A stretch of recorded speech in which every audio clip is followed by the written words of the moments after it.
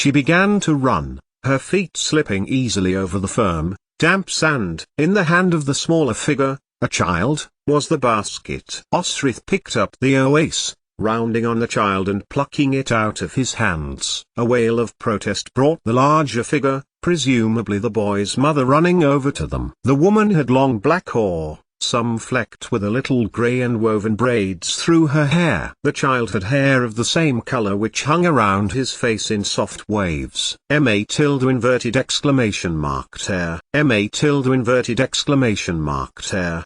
The boy shouted. A rapid, indecipherable conversation between them ensued, finishing as the woman struck him by the ear. She took the basket from him and held it out to Osrith. Nothing was missing out of it. From his hand the boy offered the woman something which looked like squid. The woman bent to the boy's hand and sniffed. It was clear to Osrith that they were heathens, like the heathens at the village near Dunnottar, where the woman had sold Osrith moss for her monthly bleeds. They lived by ancient knowledge of the natural world. What was different was that they were doing so out in the open, where anyone could see them. Anyone did. The woman was pushing the boy towards Osrith. "I am sorry," the boy said. "I thought the basket was abandoned." "You did not see me in the water?" Osrith asked. The boy narrowed his eyes, and looked at his mother, who glared at Osrith. At least, Osrith assumed they were mother and son. Both had dark hair but pale blue eyes, with a similar look to Constantine and his father. Tmak-a-tilde-pin. "We do not steal. It would upset the balance of things." She narrowed her eyes. "We also do not owe. My son will replace the squid he dropped." She looked past Osrith at the squid trail on the beach. At once, the boy raced to the waterline and began to rove in the green surf. "You do not hide your faith?" Osrith asked. "We are not persecuted for it as some other U-A-negation-N-A-diaris-Sisil are tolerant, though they send their holy men to tempt us to the Christian faith, and condemn us for sacrificing children." The woman watched as her son slipped a handful of squid into Osrith's basket. He stood by his mother, who gripped the child around the neck. "We do those when they've been naughty." Osrith started as both woman and child laughed. She laughed, too. "I am Osrith." Osrith nodded. "I am Betha. This is Finn." Betha nodded, then added, a curious mix of intrigue and curiosity in her pale eyes. "By all the Sahib, you call yourself Osrith." "The Sahib? The she? That's who you believe in?" "The gods," nodded the woman. "Saridwin, Lug, Net, Kuchilane ... Bridget ...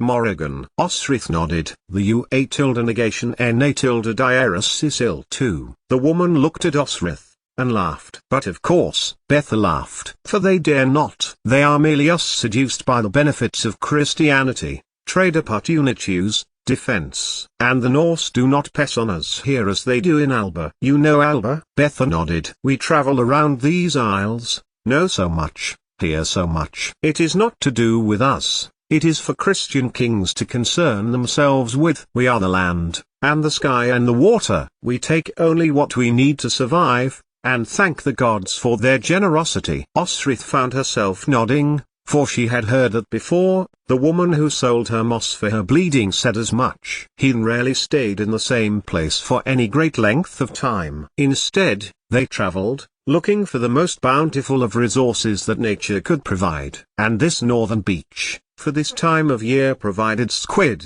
"What do you need the squid for?" Osrith crouched to Finn's height. "And the seaweed." She held out some seaweed, but the boy shook his head and folded his arms. "Medicine," umsword Betha. "My father passed his healing knowledge to me, and now I teach my son." Betha smiled, holding up a handful of flowers, jagged points with black centers. "Henbane," said the boy, "to help with the breathing, and with the joints." His mother nodded. "This." She held up a small, thin branch. "Pain relief headaches." "It's willow," he added. "Do you wish to buy?" Osrith smiled. "An excellent merchant." Osrith praised him. "Ah, but this woman warrior needs something more." The woman looked at her again, curiosity and interest. "Moss, or a draught to quell the blood?" "This will quell a child." This time, it was Osrith's turn to be interested. "Or perhaps ... to end the life of a child you bear." She stepped towards Osrith and put a hand over her stomach. "Is that what they mean?" asked Osrith. The queen. The monks. Are these the children you sacrifice? The woman laughed heartily. The gods, our gods, do not like to be cheated of life. Should you choose this path, others will be closed to you. At best, at worst, they will exact a cost, no matter how terrible. And, she leaned closer, many of these are poisons. Yet, used wisely, they can calm and settle. Thentiakrazom, I am hungry, Finn said, suddenly, looking at his mother, who took a tie of material from her shoulder, looking into it, resignation on her face. When we get home, beautiful, she replied, sorrowfully. Osrith inhaled. From her pocket she produced a hunk of bread, which the boy immediately took up. Betha frowned and stepped close to Osrith, thrusting something out of the tie of material. Dried moss. Osrith stared at her. We must not be in your debt nor you ours. It would not be right. Right for your gods?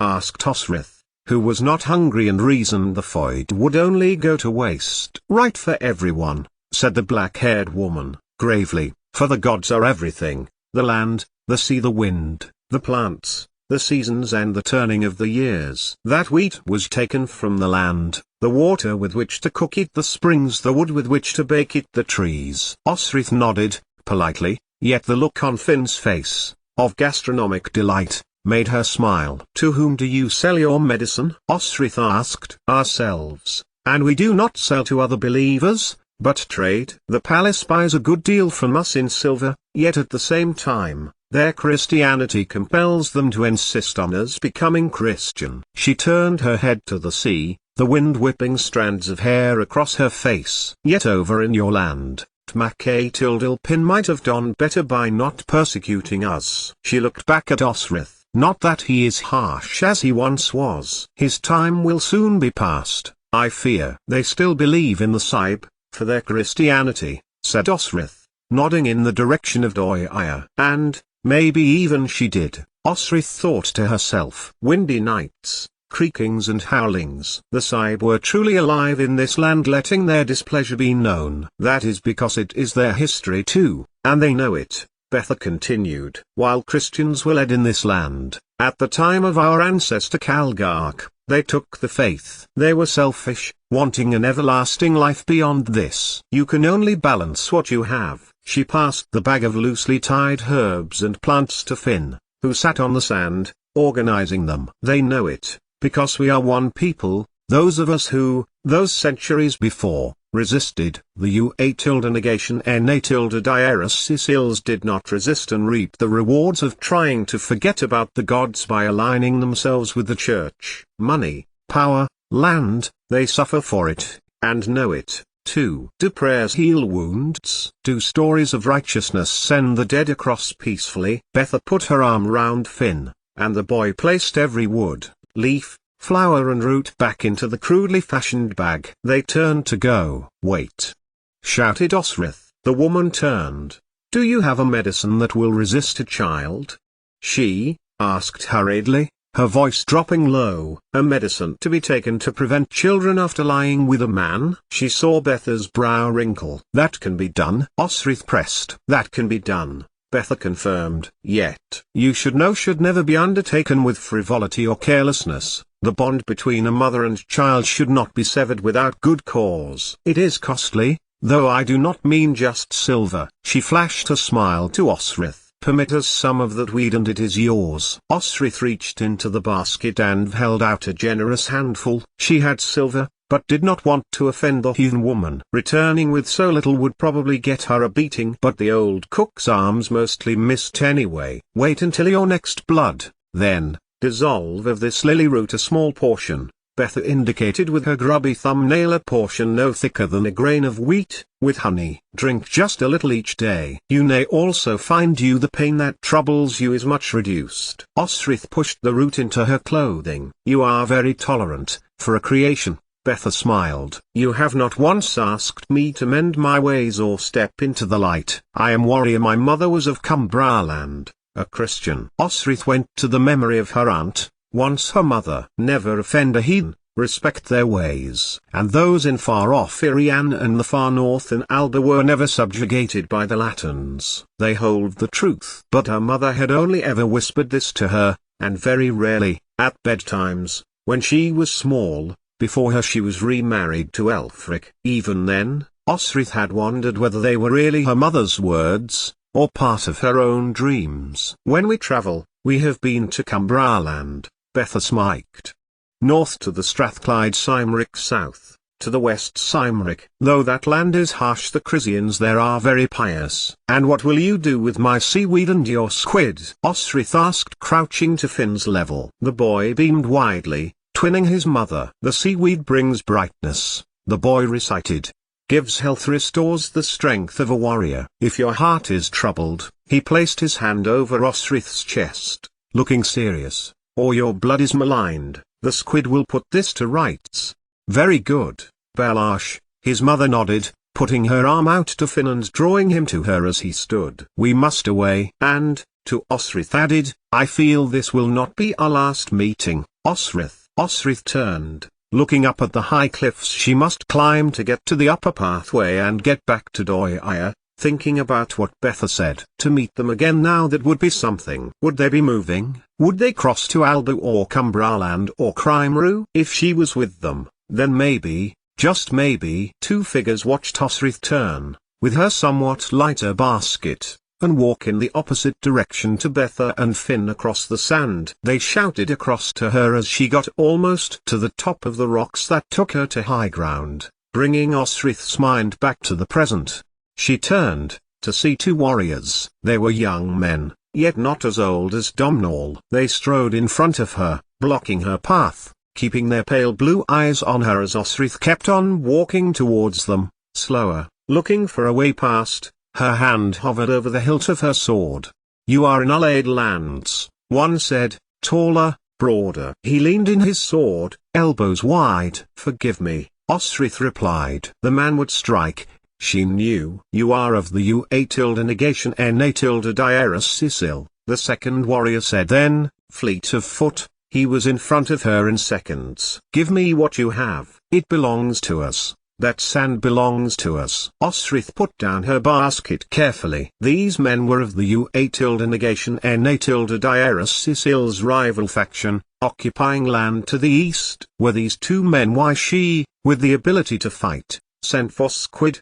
Did Muir know that she was sending her into the land of their enemy? And the heathen? They took your property too, if this is your land, and you are not just trying to rob a humble servant of the fruits of her labor. We let the heathen, they give us reliable healing. We do not let thieving U-A negation N-A Diarus Sisil take what they want. The larger man stood close to the first. If this is yours, Osrith said, carefully, pulling out her sword. Fight me for it. Fight you, but that was all he could say. Osrith bent, swiftly, then charged at him, shoulder down. The man lost his balance, and she turned, clashing blades with the other. Then, she stamped on the groin of the first, who had indeed fallen. The man howled in pain, but Osrith didn't look, instead dodged a blow from the second, dropping low and slipping between his legs, pulling one towards another.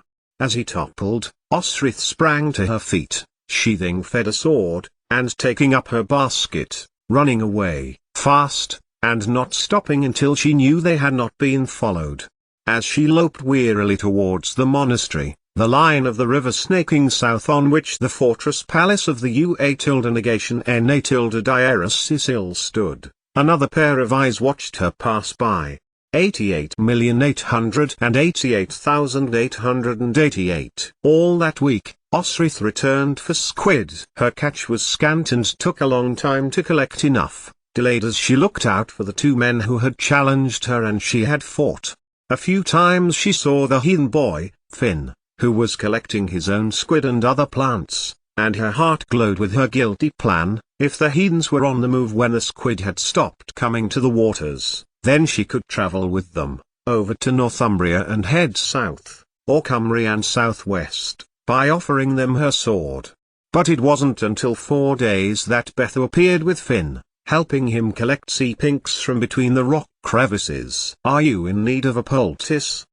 the heathen woman asked, as Osrith approached. When she shook her head, Betha asked, "Then what could you want of us? When do you travel?" "We do not travel with Christians," she turned coldly away from her. "I do not belong here," Osrith pressed. "I know," Betha replied, looking out to sea. "You come from over the sea, from Britannia-2 You have family. You seek family. I have money, I have silver." Betha seemed to consider this. "Or, my sword." "I like you," Betha smiled. "You are complicated." She did not meet the allied men as she climbed the rocks that evening. But, as she strode the path along the river, a tiny figure got larger as she walked. It was Constantine. "I was supposed to come with you," Constantine panted, as he raced to her. "I looked for you." "I went out early," Osrith replied, her heart lower at her rebuttal from the heathen woman, but a glimmer of help still remained. "Mary followed you and saw you talking to the heathen," she told Aunt Muir. A little further back from Osrith, the troublesome girl grinned in triumph at Osrith's discomfort. "Come on," Constantine urged. "Domhnall wants to see both of us." The stables were not the most fitting part to receive the news, Osrith reflected. Constantine tore past the brown mare,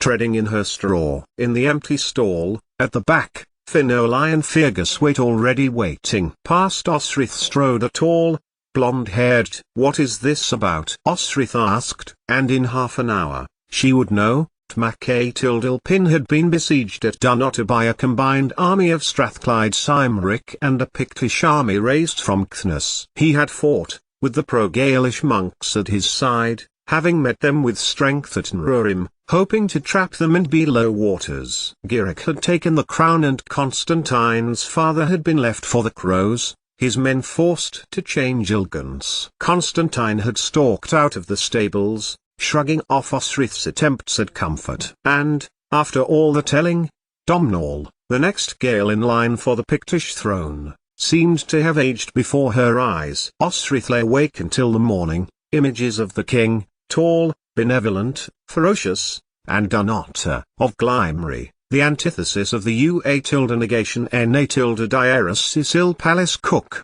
and of the fisherman from Frisier, of her friend, Gert, and his older brother Alf, and of the irascible housekeeper Rialassaid. And her last thoughts, as dawn broke and Osrith's eyes succumbed to the anesthesia of sleep, were of Senid, head of his household guard, of his death at the hands of the cunning usurper Giric, for he was the king's most faithful, and how his touch stole her breath away. 88,888,888. There would be 1 or 2 days of the squid in the temperate sea water before they disappeared with the currents to the highland waters. Osrith had not seen the heathen, since Betha had turned her down, and of the allied warriors, nothing at all. Yet still, Constantine, with the obedience of a hound, waited before dawn outside the kitchens and would accompany her to the coast. He had changed since the news of his father, Osrith thought. Gone was the petulant, needy child, who would babble and whine. Now, next to Osrith a young man strode, taller than Osrith, and contemplative. "You do not need to come," Osrith said that morning, as she had said every morning since he had waited for her. "The Norse, allied, heathens," Constantine told her. "And you are not to speak to them." Osrith breathed as they came to where the path narrowed, before it led down the cliffs and out into Thevwide Bay and the North Irish coast.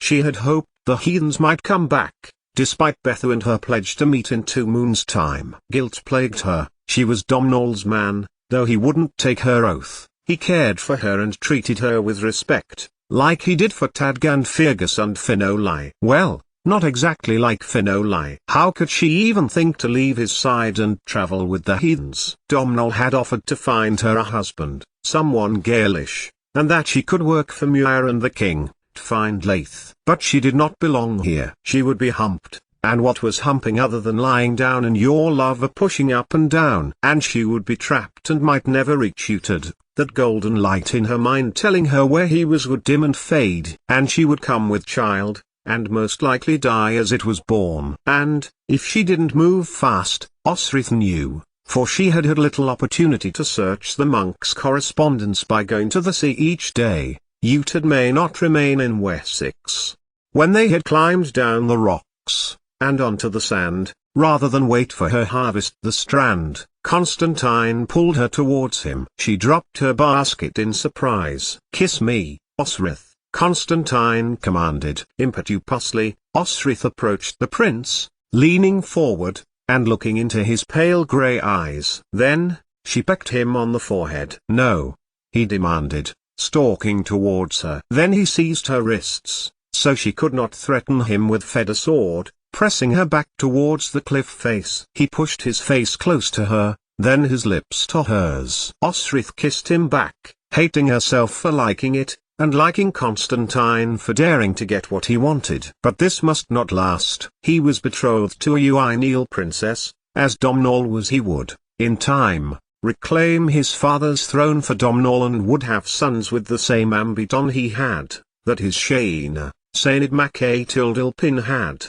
to rule all of Alba, subsuming Pitland, Strathclyde, Caithness and Fortary under one king, and reclaiming Bernicia down to the wall. They often spoke of it and, daily, plans were discussed, laid and relayed. Neither of them heard two pairs of footsteps approach from above and, until one of the young allied warriors had struck Constantine in the stomach and held him fast by both of his arms, neither of them realized they were being hunted. Osrith withdrew her sword.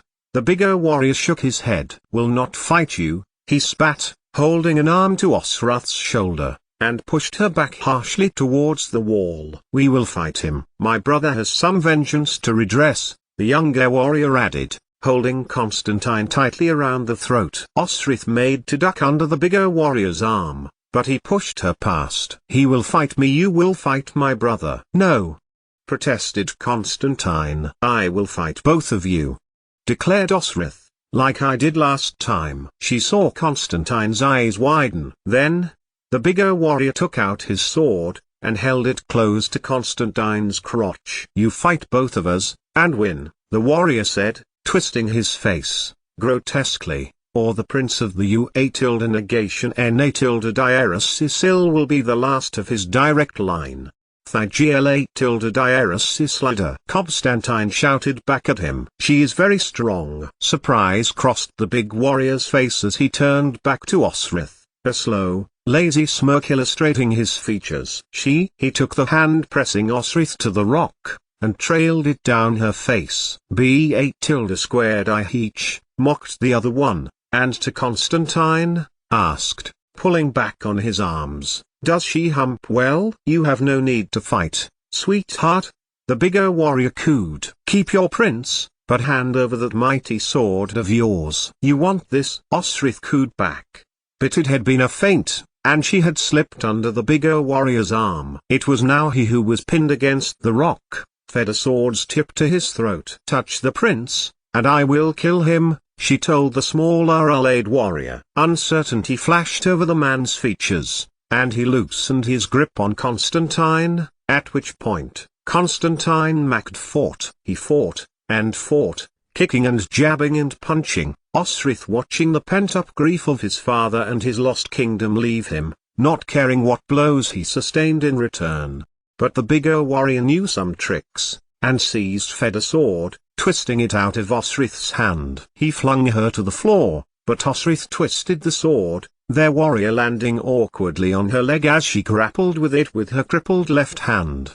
Swiftly, painfully, Osrith pulked her leg out, avoiding being pulled back over by the warrior's grasp, which clutched at nothing as she rolled away. He lunged again, and this time, Osrith struck out at the allied, his arm swinging back against the rock as he screamed in agony. At her feet fell his little finger, and next to it, Fedor sword. Constantine and Osrith scaled the rock path as the smaller allied consoled the larger, blood-staining the sand. They did not stop running until they reached the river, the monastery and the palace, tearing past a ferocious Domnall, screaming insults at them as they went. 88,888,888. That night, Osrith did not lie awake on her stiff, straw-filled mattress listening to the servant girls chattering away so fast that she could not understand them. Constantine wanted her by him, gaining entrance to the servants' rooms. "I am sorry about your sword," Constantine said. Osrith said nothing, but lay under the rich, woolen blanket, under the linen sheet. She took his hand. "I am sorry about your father." Constantine moved his head over, his eyes resting on her features in the moonlight, but said nothing. At length, Constantine whispered warmly, by her ear, "They may come here. Send people here." Domhnall said he would hand me over the first chance he got. "He is bitter because I best him at every fight." "Domhnall is a streak of Dunnock's shit," Osrith murmured. "You will not say that, you cannot say that." Coldness was in his speech now, as he backed away from her, turning his face away. "You are just a servant, whatever Domhnall says you are a mere ... you aren't just." Then, Constantine put his hands on her shoulder, pushing her back to the feather-down mattress, his weight shifting across her. "Don't make a sound. You gave your word to Domhnall, and me, that you would fight anyone who would try." Osrith pushed back, but Constantine was too strong for her. As he pressed into her, moving his body up and down, his manhood in and out, over and over, she was glad to have taken the lily route. Despite what she had vowed, she had given in to him, though it felt like a damp inconvenience to her. Yet she felt a closeness to Constantine, and Domhnall that she had never found with anyone, even Booker. "Come on, get up, both of you." Morning had arrived, although it felt to Osrith as if she had only closed her eyes minutes ago. A cold breeze shot over her flesh as the covers were flung off them both. "Get up, Constantine, you are needed." "It's night," moaned the prince. "It's nearly dawn." Domhnall looked over Osrith's naked body as she began to pull on her woolens, which were in the granite floor. "Why?" moaned Constantine. "All are needed." Domhnall looked at Osrith again, who had his back to him and was doing up the laces in the back of her cotton undergarments. "They will do a census." "Why?" groaned Constantine, sullenly. Domhnall passed Osrith her trousers and leather jerkin and, a frown of disapproval passing over his features. "King Findliath of the negation Diarus Cecil, our aunt's husband, is dead." And it would be a new world, Osrith thought. Later, other Irish kings would make their bid for the northern negation Diarus Cecil territory, and Osrith had to be ready.